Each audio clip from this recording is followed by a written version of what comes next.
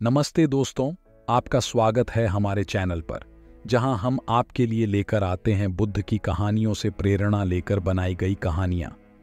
आज की कहानी एक मध्यम वर्ग के व्यक्ति के जीवन के संघर्ष पर आधारित है। तो चलिए शुरू करते हैं आज की कहानी।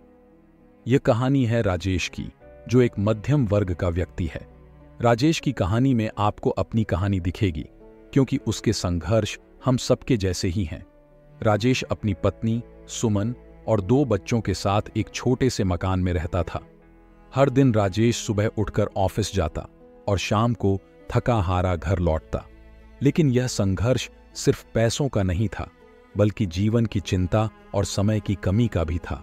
एक दिन जब राजेश ने देखा कि उसके बच्चे उसके साथ समय नहीं बिता पा रहे, तो उसने अपनी पत्नी से कहा, सुमन, मुझे लगता है मैं अपनी जिंदगी में कहीं खो गया हूं। पैसों की चिंता में मैं अपने बच्चों के बचपन का सुख नहीं देख पा रहा हूं।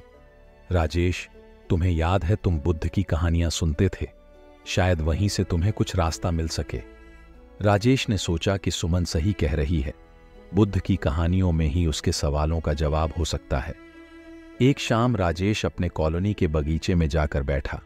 उसने अपनी आंखें बंद कीं और बुद्ध के शब्दों को याद करने लगा। उसके मन में एक कहानी घूमने लगी।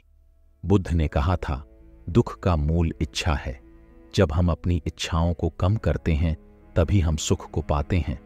राजेश ने सोचा, मेरी इच्छा हमेशा ज्यादा पैसे कमाने की रही है, लेकिन मैं अपनी जिंदगी और परिवार से दूर होता जा रहा हूं।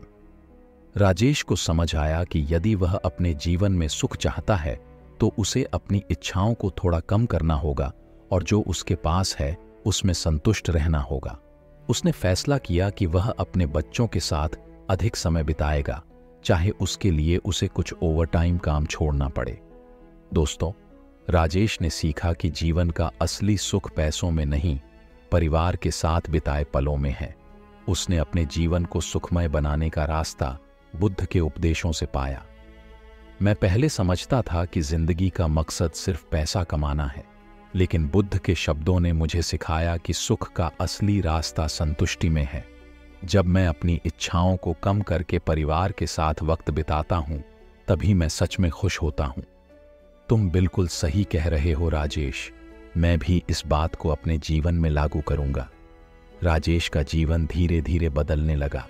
उसने अपनी आमदनी से ज्यादा अपने परिवार के साथ बिताए हुए समय को महत्व दिया। उसके बच्चों के चेहरे पर मुस्कान और घर में खुशी का माहौल देखकर उसने समझ लिया था कि यही असली संपत्ति है। तो दोस्तों, यह थी राजेश की कहानी।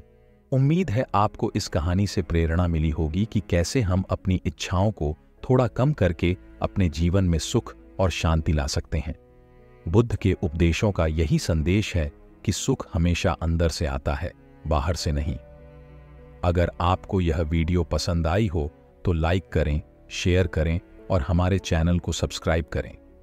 अपने विचार कमेंट सेक्शन में जरूर बताएं, क्योंकि आपकी प्रतिक्रिया हमें और भी बेहतर कंटेंट बनाने में मदद करती है।